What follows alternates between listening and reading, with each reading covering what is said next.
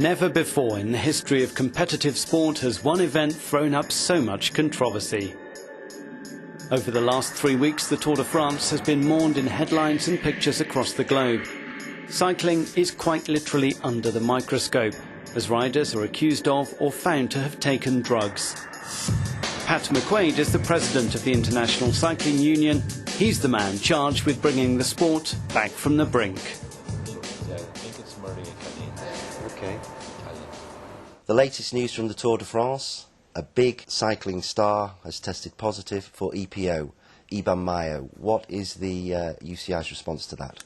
One of shock and sorrow, once again, that another big star has been caught. But by the same token, we have to take some comfort in that. It shows that the system is working, that the tests and the controls that we put in place are catching guys and catching cheats and getting rid of them. It seems unlikely that somebody with such a knowledge of the sport, i.e. Mayo, would take something as easily detectable as EPO in this day and age.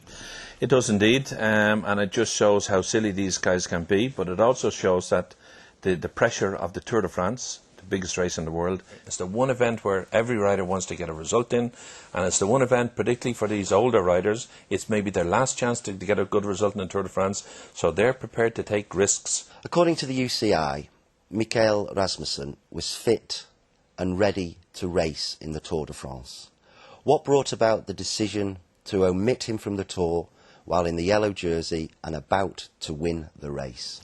That decision, quite simply, was because his team found out that at a time when he told them he was training in Mexico, he was seen by an Italian ex-cyclist or TV commentator, David Cassani, saw him training in the Dolomites in Italy. So he had given incorrect information to his team about his whereabouts, and likewise to the UCI as well. He had told a lie to the team, and in that sense it's the same as cheating. So the team decided they can't accept that. They'd lost confidence in him and they took him out of the race. At the weekend, in front of millions of TV viewers, the ASO, the organisers of the Tour de France, called the UCI incompetent and requested your resignation. What's your response to such public criticism?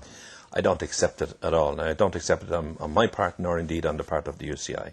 And I can't understand why they should come out with that. I do believe they were under a lot of pressure, and there was a lot of emotion being spoken at the time because of everything that was happening in the final days of the Tour de France, and that maybe influenced them. But how they can claim the UCI is incompetent when the UCI put in place the controls of the anti-doping controls on the Tour de France, and the UCI caught the cheats and got them out of the sport. They were looking for a scapegoat. They had a strategy, make no mistake about it, because of the UCI has been over the past years developing the sport and developing it very well worldwide.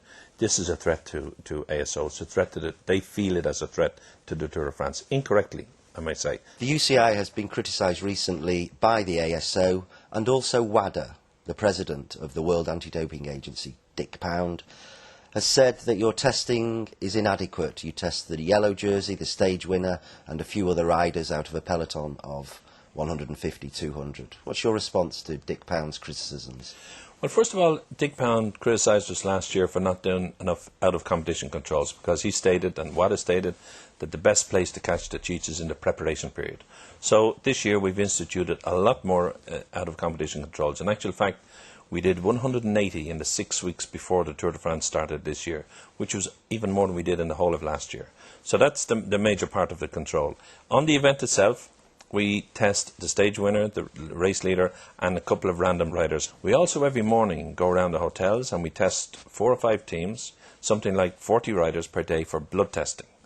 And from those blood tests, the results we can get immediately, if we see any abnormalities in the blood, we then target those riders for testing after the stage finishes. So in the case of, for example, Mayo, something in a previous test might have triggered some clue that he may be involved in doping?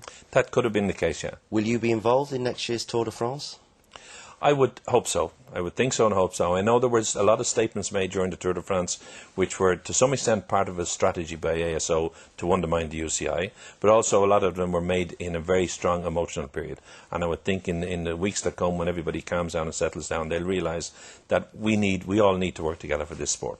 Do you feel that cycling is the battleground in which the war on doping is going to be concentrated?